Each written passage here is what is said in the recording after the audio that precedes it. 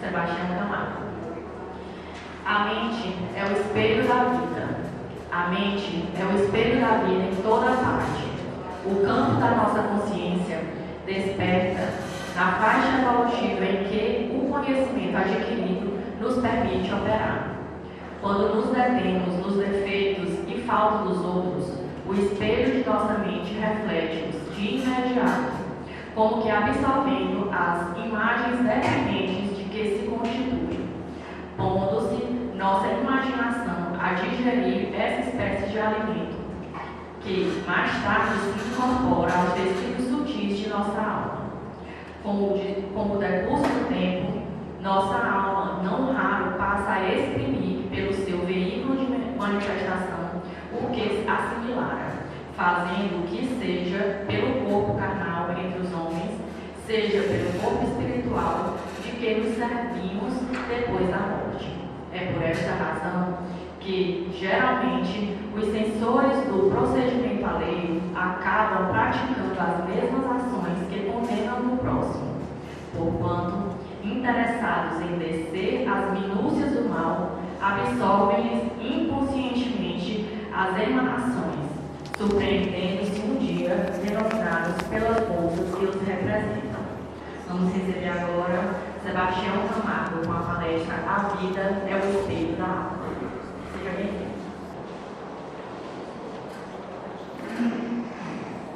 Sejamos todos bem-vindos. Que a paz de nosso Divino Mestre seja sempre em nossas vidas. É uma alegria imensa poder retornar a esta casa fisicamente, já que aqui estivemos muitas vezes espiritualmente. E ela sempre nos recebe como lar de esperanças, nos instrui como uma universidade de almas e nos ensina a curar-nos como um hospital de misericórdia. E o tema de hoje, para mim, é muito simples. A vida é o espelho da alma. Porque certa feita eu estava reclamando da própria vida e num dado momento Miramês aparece e pede para que eu olhasse em torno. E eu dei um giro de 360 graus e ele disse-nos: tudo que você está vendo é você mesmo nas suas diversas encarnações. Todas as vezes que você julgar algo que está fora, na realidade está julgando a si próprio ou achando que é melhor do que Deus, o autor da vida, que é a suprema sabedoria, e a obra dele está em perfeito processo ou em perfeita harmonia. Eu vou fazer 3 perguntas a vocês, aos internautas, a quem agradecemos também profundamente. De acordo com a resposta, eu vou por um caminho, porque nós temos só 3 horas e 45 minutos, segundo João Braga, e eu quero ir num fôlego só, para falarmos de um assunto tão fantástico e ao mesmo tempo tão complexo para mim. Vocês preferem que eu fale de coisas simples, com profundidade, ou de coisas profundas, com simplicidade? Segundo, então eu vou ficar na superfície. Porque não dá para falar de coisas profundas com simplicidade. Eu vou falar gíria. Brincadeiras à parte, quer que eu acrescente um ponto no conto, ou que eu fale mais do mesmo? Acrescentar um ponto sem desconfigurar o já dito. Então vamos adentrar na toca do coelho gradativamente para ver onde chegamos. Para Hermínio Corrêa de Miranda, na obra Alquimia da Mente, não existe consciência sem vida, nem vida sem consciência em parte alguma da criação. Para Carl Gustav Jung, consciência não é o acúmulo de conhecimento, tampouco de experiências, mas o discernimento do conhecimento. De modo que, para vários autores, eles vão dizer, como Pietro Baldi em A Grande Síntese, que a vida começa pela união de certas partículas e vai agigantando-se em número, expertise, até chegar àquilo que chamamos individualização da alma ou do espírito, se vocês preferirem. Mas, fazendo uma distinção de alma e de espírito, é semelhante a vocês comparar uma semente de uma laranja, de uma laranjeira repleta de frutos. A semente é a alma encarnada, sou eu, somos todos nós. E a laranjeira é o espírito com quase a idade do universo. Ele já passou por incontáveis experiências. E nós, como sementes, pelo menos eu, ainda estou aprendendo a ser árvore. Porque ainda não sei, se você souber, você me ensina, o movimento ou a criação e evolução de um átomo dos 280 milhões existentes, somente numa célula, mas apenas numa das 280 milhões de moléculas. Eu tenho uma célula sanguínea, a mais simples do meu corpo, ela tem 280 milhões de moléculas e cada uma com 280 milhões de átomos, segundo a ciência. Você sabe como ela funciona?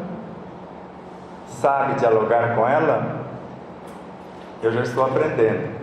Já sei criar um átomo, você sabe? Aprendi com Allan Kardec no Livro dos Médiuns, que ele nos ensina não só a criar um átomo, mas combiná-lo com outro e transformá-lo em alimento e em medicamento. Isso dá um lucro que vocês nem queiram saber, porque eu gastava mais do que o meu salário com medicação.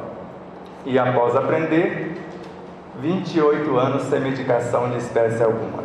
Não dá lucro? Dá um bom dinheiro. E você não sofre, você não adoece.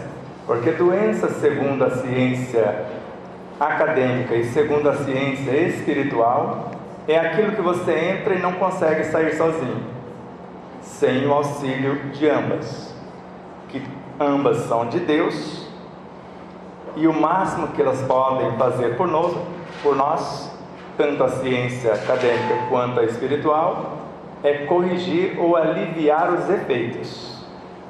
Agora, as causas dependem de nós. E uma das coisas que eu vim ensinar a vocês, se vocês ainda não sabem, é fazer magia. Vocês, internautas, estão interessados em aprender? Da mais simples até a magia negra. Qual que vocês preferem? Já querem ir para a última, a mais potente? Vocês não sabem fazer? Tem certeza? Tem um jovem que retornou à pátria espiritual em 2002, chamado Francisco de Paula Cândido, ou Francisco Cândido Xavier. Na época ele dizia que a fofoca matava. E para Ramatiz, a fofoca é a pior magia negra. Não sabem fazer? Tem certeza? E ela prejudica mais o fofoqueiro do que o fofocado. Porque eu posso acrescentar um ponto e passar adiante. Porque normalmente é assim que o fofoqueiro faz, ou a característica da fofoca. Mas eu fico tentando imaginar o que é a maledicência, já que Ramatiz diz a respeito da fofoca que é mais leve. Porque a fofoca apenas divulga alguma coisa, e a maledicência quer destruir a pessoa. Usa a mentira, a maldade, para que isso aconteça. Hoje, eu creio que alguns de vocês comeram alguma coisa no café da manhã. E o que vocês comeram de fato? Vocês lembram? Pode pensar. No almoço comeram alguma coisa? Eu até agora só me alimentei do Evangelho. Somente do Evangelho. E vocês? Foi a mesma coisa? Porque o Evangelho está no peixe, ele está na água, ele está no ar, ele está na luz, ele está em tudo. Então tudo que existe é o que nós chamamos de Evangelho.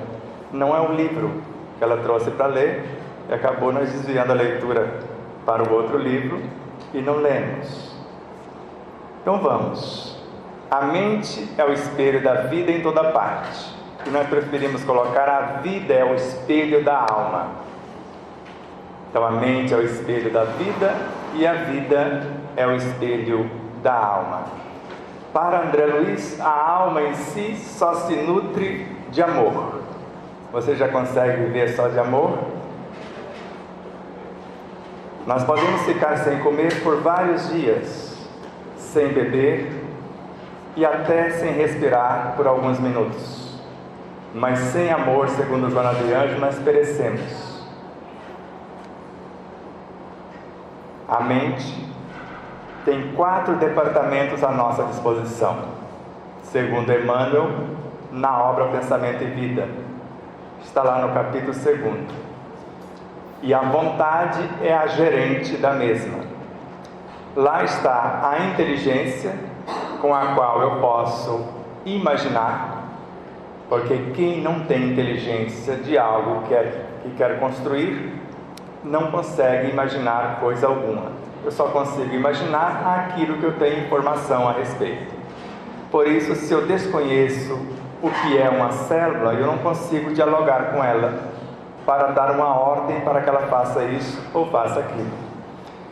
O João Braga estava nos confidenciando que ele está estudando a obra de André Luiz e em Evolução em Dois Mundos, e não é só nesta obra, na obra No Mundo Maior ele fala também que as células não são simples fragmentos de carne, são companheiras de evolução e devem evoluir com as nossas almas.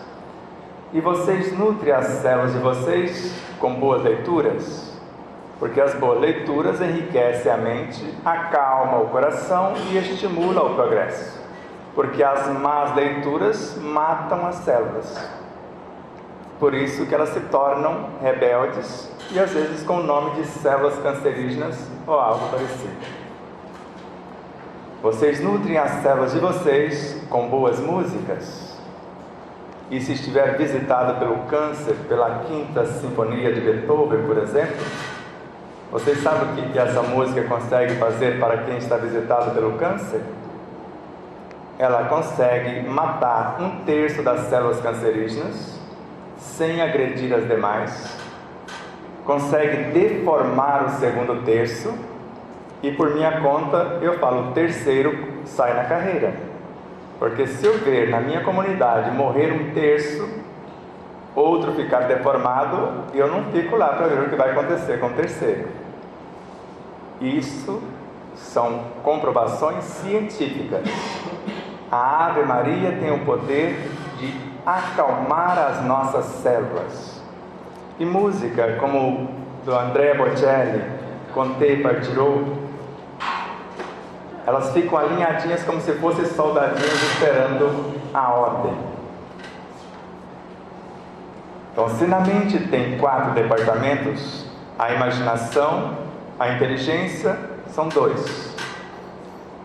A memória é o terceiro, o desejo é o 4. E como eu disse, a vontade é a gerente. E o desejo, segundo o autor, ou melhor, para André Luiz, é uma entidade. Entidade é algo que soma vários seres para compor uma realidade. Aqui nós estamos numa entidade, não estamos? Espírita, uma escola. Então vários seres do plano físico e do plano espiritual se uniram para formar essa escola de Deus. Então o desejo é uma entidade tomando a forma correspondente. Agora vocês podem imaginar a benevolência ou a maledicência para imaginar a característica desse desejo. E para Emmanuel, a oração nasce das potências da alma. Eu não disse as potências? Inteligência, imaginação, desejo, memória, cuja maior potência, a vontade. A oração nasce das potências da alma na feição de simples desejo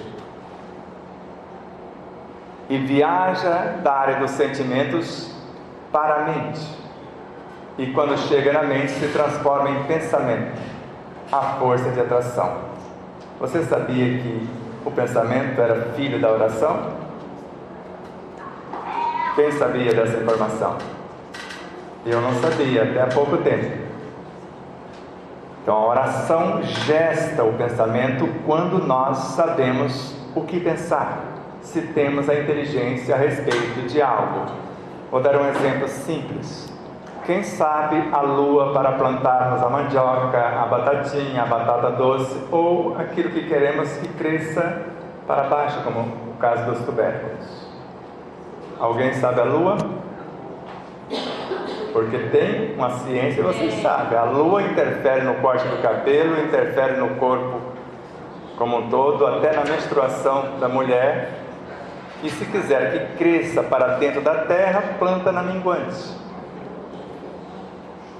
Agora, se quiser que cresça para cima, você tem que escolher a lua adequada para plantar uma cana, por exemplo, abacaxi e etc. Quem colhe o feijão na lua minguante, você pode colocar até no congelador que ele vai carunchar. Ou melhor, na lua que não for a minguante. Se colher na minguante, ele não caruncha. Vocês sabiam disso? Não precisa envenená-lo para falar que ele vai ser curado, para isso não acontecer.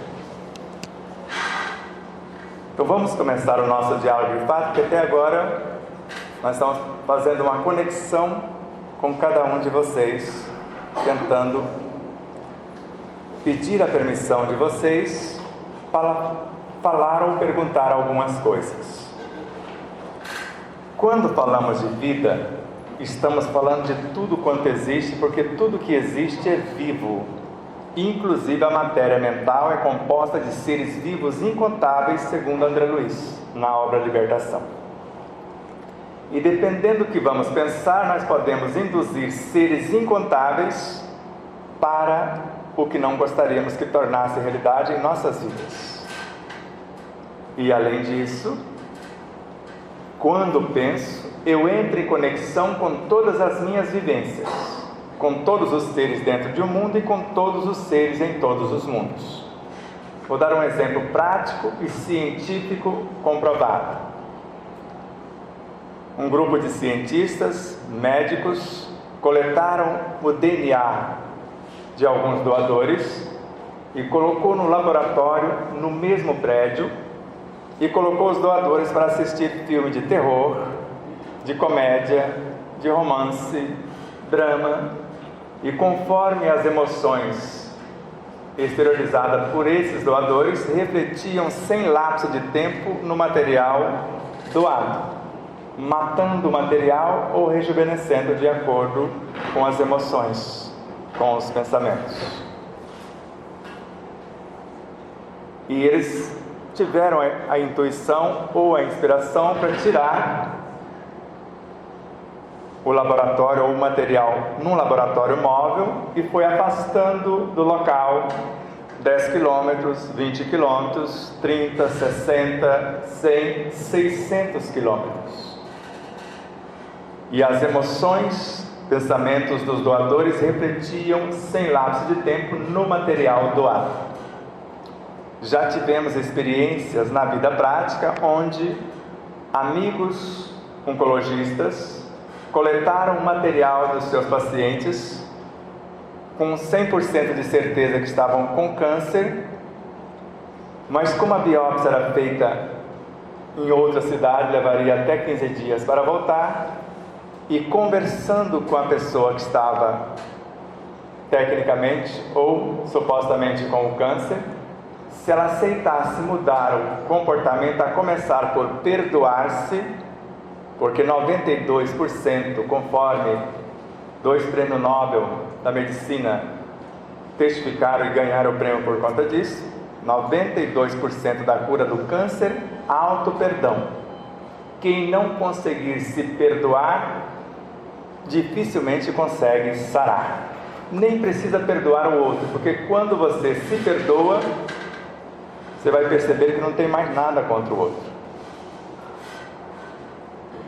Então, diante dessas situações, eu fico imaginando quando nós interrompemos a vida. Às vezes nós coletamos uma flor. Hoje, com a tecnologia que temos, não seria mais nobre tirar uma foto? Porque quantas vidas tem numa simples flor? Vocês já se perguntaram? Imagine 1 centímetro quadrado de folha seca. Imaginaram? Agora coloque esse centímetro de folha seca em contato com a terra e a umidade. Vocês vão ver eclodir 150 milhões de vidas de 1 centímetro de folha seca. E às vezes nós queremos queimar as folhas sem pedir licença, não queremos? E as vidas que saem dessas folhas, são vidas que estão rumando para o reino animal. E não só queremos queimar de qualquer maneira, sem pedir licença, sem um objetivo nobre, e às vezes queremos fazer algo um pouquinho pior, querendo queimar o próprio corpo. Quem é dono do corpo aqui? Alguém pode me dizer? Você tem poder sobre ele, você decide o dia que ele vai adoecer, o que ele vai comer, o tanto. Vocês conseguem fazer isso? Eu sei que eu estou falando com vocês aqui agora e não sei se eu volto para casa. Vocês se garantem que voltam? Quanto tempo? Então, a coisa mais terrível que eu já vi, porque já passei pela situação e trago traumas até hoje, alguém queimar o meu corpo sem a minha autorização e sem eu estar preparado para isso. Porque no meu corpo biológico tem vidas rumando para a angelitude, e outras, se ele dissociar-se, pode retornar ao pré-humano, ao reino animal, ao reino vegetal, ao reino mineral, e já continuar o seu processo de evolução. Porque quando morre um corpo, a energia desse corpo, segundo a questão 70 do Livro dos Espíritos, vai participar da formação de outros corpos. Mas se eu cremá-lo, levá-lo a 800 graus de temperatura, que é mais ou menos essa temperatura, e ainda triturar os ossinhos mais resistentes com liquidificadores gigantes ou umas moedas de pedra, e eu vou obrigar todo mundo a voltar na origem do reino mineral. E nós vamos estar junto com cada uma dessas partículas, porque disse-nos Jesus que nenhuma das ovelhas que o Pai confiou a ele se perderia. E o que foi confiado a nós, no caso do nosso corpo, não seria diferente. Quantos seres pensam que reencarnar é pegar um corpo novinho e, como eu já fiz, estragá-lo outra vez? Quando reencarnamos, nós vamos arrebanhar o que deixamos pela ocasião da morte, buscando nos vários reinos os elementos que antes conduzíamos. E se maltratamos o nosso fígado com o excesso do álcool, por exemplo, eu posso nascer com falha congênita no meu fígado, porque esse pessoal não vão querer embarcar comigo para ser maltratado outra vez. Tem crianças que nascem sem cérebro, porque usou mal a sua inteligência. Outras podem nascer lesadas em vários setores, como nós nascemos nesta vida com várias falhas congênitas. Então a vida é o espelho da alma em toda parte. Jesus, numa de suas recomendações, disse-nos: tudo o que fizer a um dos meus irmãos mais pequeninos, é a mim que o fazeis. Os pequeninos seriam os pigmeus, os seres do reino animal, do reino vegetal, do reino mineral, porque um átomo é um aglomerado de forças vivas. Um fóton é um ser vivo, segundo Aulos na obra No Domínio da Mediunidade. A matéria mental composta de seres vivos incontáveis pode transformar-se em fótons ou em elétrons, segundo Joana de Ângeles, André Luiz. De modo que nós podemos interromper a vida que for necessária para a preservação de nossa vida. Só que temos a obrigação moral e espiritual, segundo Pietro Baldi, em A Grande Síntese, no capítulo 71, de promover o que foi interrompido. E às vezes interrompemos a vida de um vegetal para trazê-lo para o nosso universo como alimento, e às vezes desperdiçamos a maior parte do alimento. Quem de vocês comeria a rama de uma cenoura? A maioria joga fora. Só que ela tem muito mais nutrientes do que a casca. E a maioria joga a casca fora também. E a casca tem 300% mais fibras do que a polpa. E um grande número cozinha a polpa e joga a água fora, jogando mais de 70% dos nutrientes. E às vezes o que sobrou come 2 horas depois de cozido. 1h30 já não tem mais nada útil ao corpo. E o que foi feito dessa vida? Porque quando pensamos, nós interagimos com tudo que existe na criação. E vocês já imaginaram indo à feira e começar a reclamar do alimento, principalmente aqueles tomates mais feinhos, que a gente julga pela embalagem e pensa que a embalagem define a qualificação do produto. E às vezes, quando não estamos fazendo fofoca, falando da vida alheia, e ainda pior na hora da refeição. Então imagine com Leon Denis na obra O Problema do Ser, do Destino e da Dor. A vibração de um pensamento expulsa tudo que for contrário e atrai tudo que for semelhante. Agora imagine vocês confeccionando o alimento ouvindo uma música deprimente. Essas de dor de cotovelo, que dói a alma. Ou imagine também vocês fazendo a mesma coisa ouvindo uma música clássica, que segundo experimentos práticos, no Rio Grande do Sul, por exemplo, uma senhorita amava música clássica e ao ordenhar as suas vaquinhas, ela teve a ideia de colocar uma música para o tempo passar com mais celeridade. E ela percebeu que conforme ia colocando, os dias foram passando e as vacas foram aumentando o leite. Dobrou, triplicou, a ponto dela construir um laticínio para fazer o produto do leite. Isso é um fato. E parece que o pessoal lá se empolgara e começou a pôr música para as macieiras, para os vinhedos e tudo mais. Esse experimento é um fato. E pode ser por toda parte. É compreensível quando entendemos que o Evangelho nasceu da música conforme o Espírito Caína. Porque a música nasceu do som, o Verbo Criador. E ainda, a música é a médium da harmonia. E a harmonia é a lei que governa o cosmos. Música como o Bolero de Ravel, as 4 estações de Vivaldi, a 9ª Sinfonia de Beethoven, ela nos auxilia na cura de todas as doenças. Todas. E eu fico imaginando o poder da música em outros setores da vida, para curar aqueles que têm ideias suicidas. A música pode induzir ao suicídio, assim como o alimento, a fofoca, a maledicência e outras situações. Está muito complexo o que estamos falando. Quem gosta de cozinhar? Quem ama cozinhar? Ninguém? Uma pessoa. 2, 3, pouco mais de meia dúzia. Vamos imaginar que chegou 10. E agora, quem gosta de comer?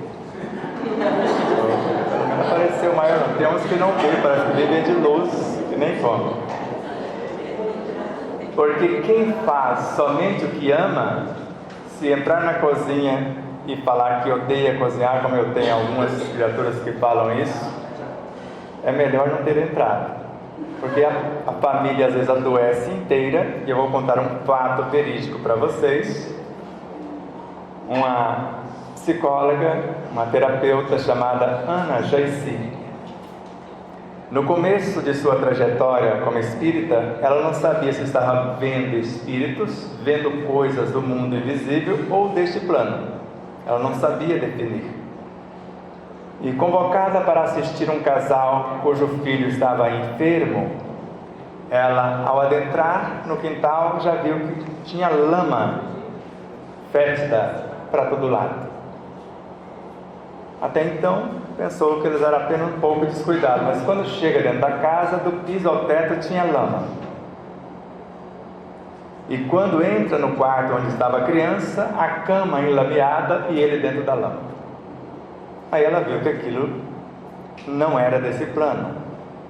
E ao começar a fazer a oração, a aplicar o passe, ela viu que a criança foi se limpando, a cama foi ficando limpinha e do piso ao teto a casa foi se reordenando, e depois ficou sabendo que o casal estava em litígio para separação, ou separação em litígio, brigando na justiça.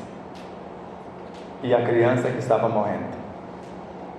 A maior parte das doenças dos nossos pequeninos advém do desequilíbrio dos pais e do meio. De onde vem esse desequilíbrio mais exatamente? Do que pensamos, do que sentimos, do que falamos e do que fazemos. E não precisa verbalizar. Às vezes, tropeçamos com algumas coisas quase inconcebíveis. Para quem tem um conhecimento da alimentação, a gente pega a linda mamãe sem experiência aquecendo o leite no micro-ondas, que destrói 97% de tudo que é nobre para o corpo em 1 minuto e transforma vários elementos em cancerígenos. Quando não faz algo parecido com a mamadeira também. E às vezes cozinha a papinha para a semana e congela e acha que está fazendo um grande feito e não sabe por que a criança vai desnutrindo-se ou vai adoecendo com facilidade. O que nós chamamos de evangelho e de vivência desse é ter a consciência de tudo isso. Tudo é vivo, tudo tem a sua função. Dependendo do que combinamos para agradar o nosso paladar, nós destruímos o poder nutridor do alimento.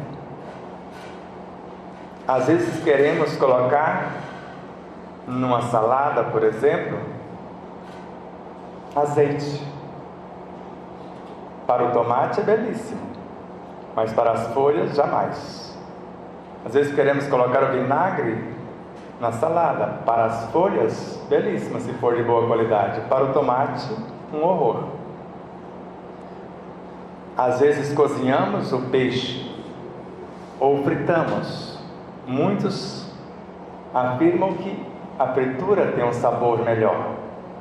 Mas fritou em quê? No óleo vegetal?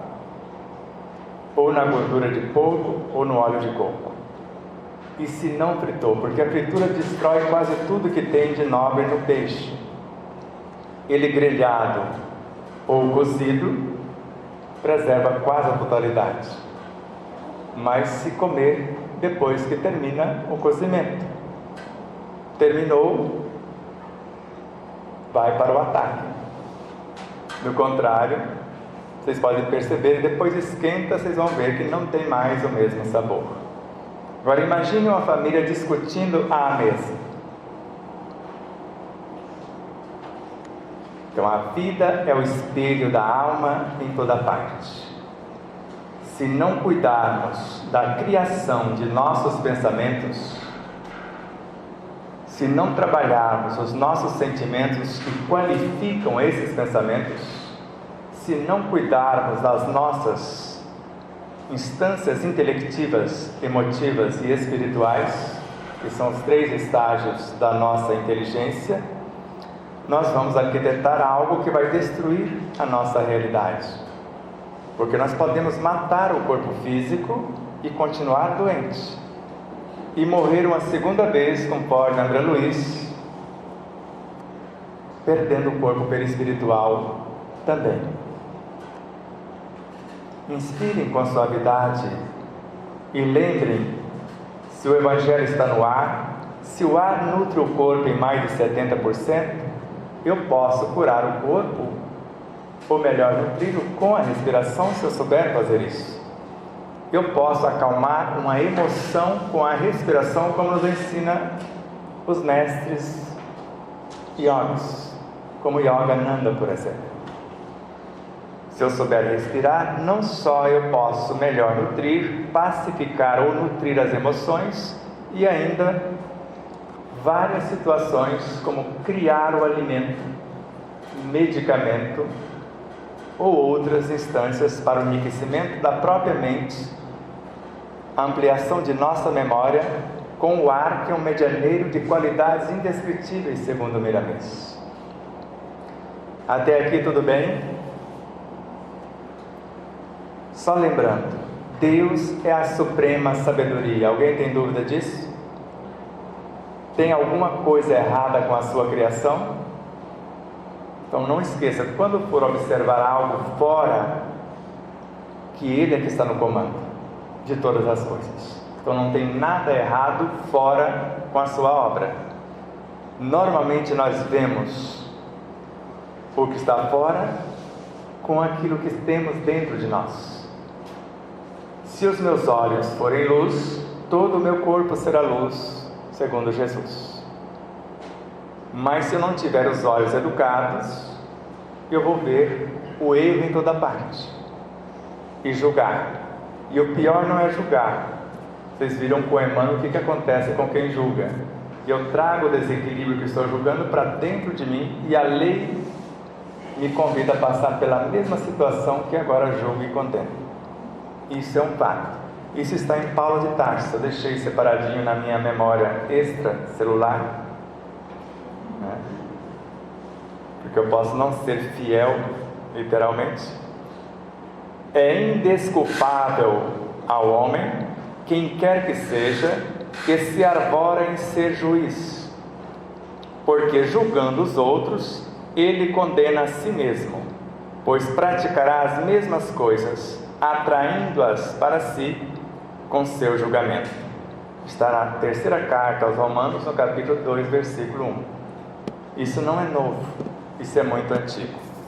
Então, todas as vezes que agimos com compaixão diante daquilo que não mais praticamos e tentamos recuperar a situação e os envolvidos, nós estamos fazendo o nosso papel, exemplificando para que as criaturas possam ter uma outra opção para aquilo que se pretende, desde as coisas mais simples às mais profundas, que já temos conhecimento. Sem esquecer que o que chamamos caridade não é dar coisas, é iluminar-se quando é para conosco a caridade, e depois iluminar e libertar o outro daquela situação. Por exemplo, Kardec pergunta aos espíritos qual o verdadeiro sentido da palavra caridade como a entendia Jesus. Ou seja, o que Jesus entende a respeito da caridade? Benevolência com todos, indulgência para com as falhas dos outros, perdão das ofensas. E a caridade, conforme o Evangelho, segundo o Espiritismo, é filha da paciência. E a paciência é a ciência da paz, é a tranquilidade interior. Ela nasce do exercício das virtudes, cumprindo o nosso dever, porque o dever é lei da vida e exerce ou reflete na prática o exercício de todas as virtudes. A plenitude é filha da caridade e a gratidão é filha da plenitude. Isso é Joana de Ângeles. E gratidão pela vida alegria de vivê-la e esperança de melhoras, segundo um experimento científico registrado pelo jornalista e cientista Greg Braden, naquele experimento que eu disse lá do laboratório que foi afastando, eles fizeram esse também.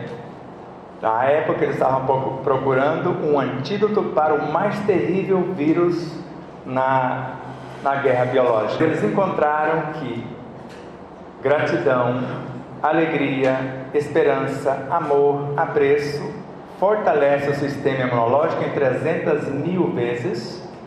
Não venceríamos somente esse vírus, mas todos.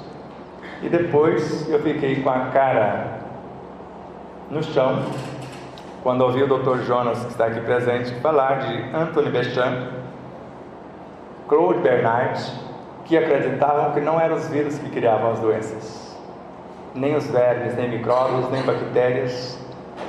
São os ambientes que criamos, para Claude Bernard. Então é o ambiente que deixa esses elementos em desarmonia e eles se revoltam contra nós. Ramatiz também mostra isso na obra Sob a Luz do Espiritismo, no capítulo 7. Pode ir lá e consultar.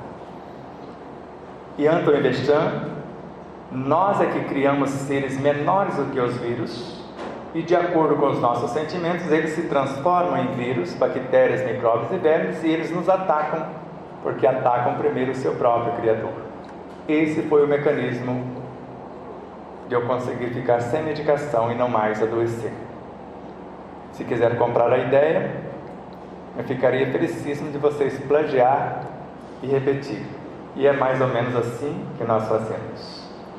Antes de pensar na arquitetura de um alimento, a primeira coisa, eu vou ver a necessidade do meu corpo em relação ao alimento que às vezes ele esteja pedindo, quer seja pelo modismo.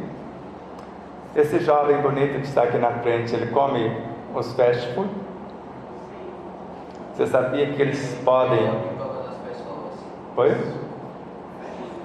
Os sanduíches. Às vezes parece uma delícia, não parece? Só queiram saber depois a estrutura de cada um. Então, a primeira coisa, o que eu quero para o meu corpo? E agora eu vou buscar os elementos correspondentes para a saúde do meu corpo. Se eu quero ossos fortes, vocês sabem do que os ossos são feitos mais exatamente? De água. Se eu não tomo água de qualidade e não sei tomar água, porque a maioria enche o estômago de água que acha que está tomando, a água se toma em gole, de entre 10 e 20 minutos a gente toma um gole, mastigando e mentalizando o que se pretende. Porque a água, segundo um experimento no Instituto Aeroespacial da Alemanha, na cidade de Stuttgart, por um grupo de cientistas, ela registra o que pensamos, o que sentimos, o que falamos e o que fazemos. E a quase totalidade de nossas células é água. Mais de 90% da estrutura celular é água. E Allan Kardec nos ensina a magnetizar um copo d'água que está fora ou a magnetizar a água do organismo como um todo.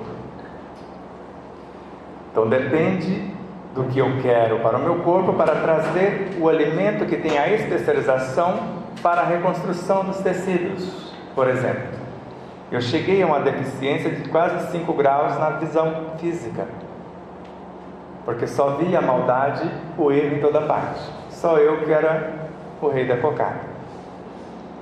Só que eram os meus olhos julgadores é que estavam ficando cegos. A cenoura com a vitamina A é fantástica para a reconstrução dos tecidos, mas se eu não mudar a maneira de ver a vida, não adianta comer cenoura. E não é cozida, nem ralada, é in natura.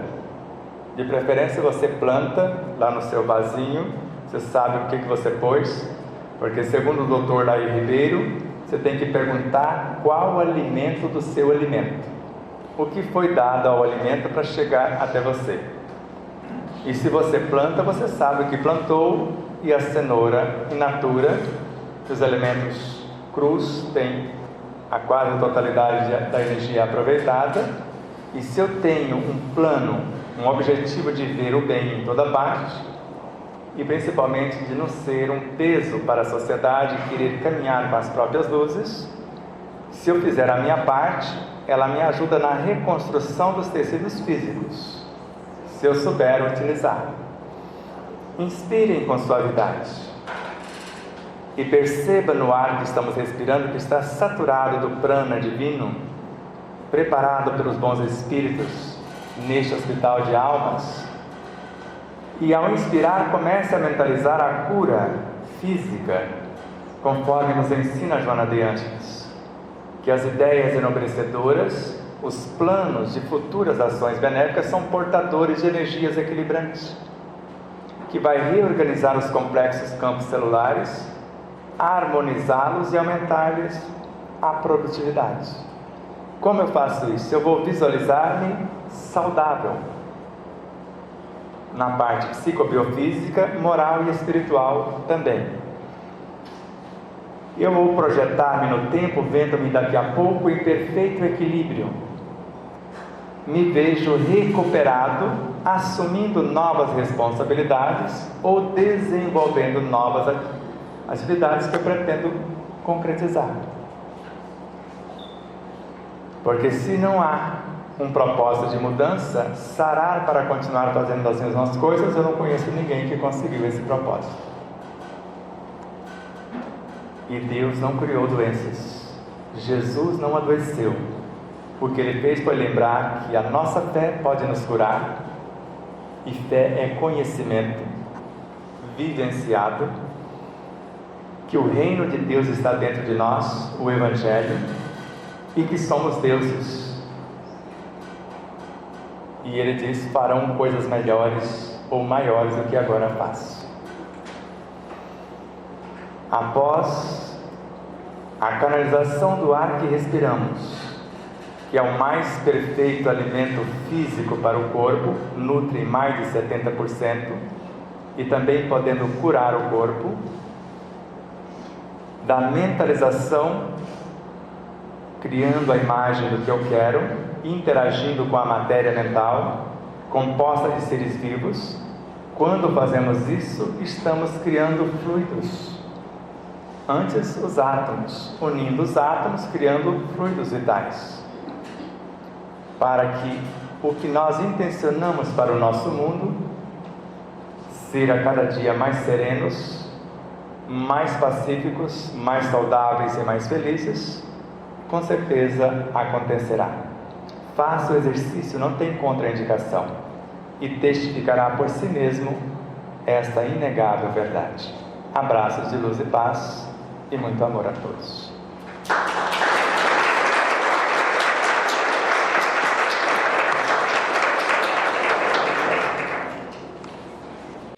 Agora temos mais um meio por intermédio do qual você pode nos ajudar grandemente, que é o Valeu, que está na plataforma do YouTube. Vai estar bem no rodapé quando você faz a inscrição. Aí vai estar lá quando você clica no vídeo, vai estar o Valeu. Não importa o valor, importa o seu Valeu. Veja aí como está, como aparece na tela. Então isso é muito importante para o vídeo ganhar proporção, para que ele possa ser compartilhado, ofertado a outros seres que às vezes não assistem aqui diretamente. Como eu sempre digo a vocês, o que faz com que esse vídeo torne-se relevante, em primeiro lugar, é a sua inscrição. Antes da inscrição, a sua audiência. Depois, a sua inscrição. Depois, o seu gostei ou não gostei. O seu comentário, o seu compartilhamento e agora ainda com mais ênfase, o seu valeu. Gratidão a todos e tudo. Em nome do Cristo, em nome de Deus, vamos avançar um tanto mais.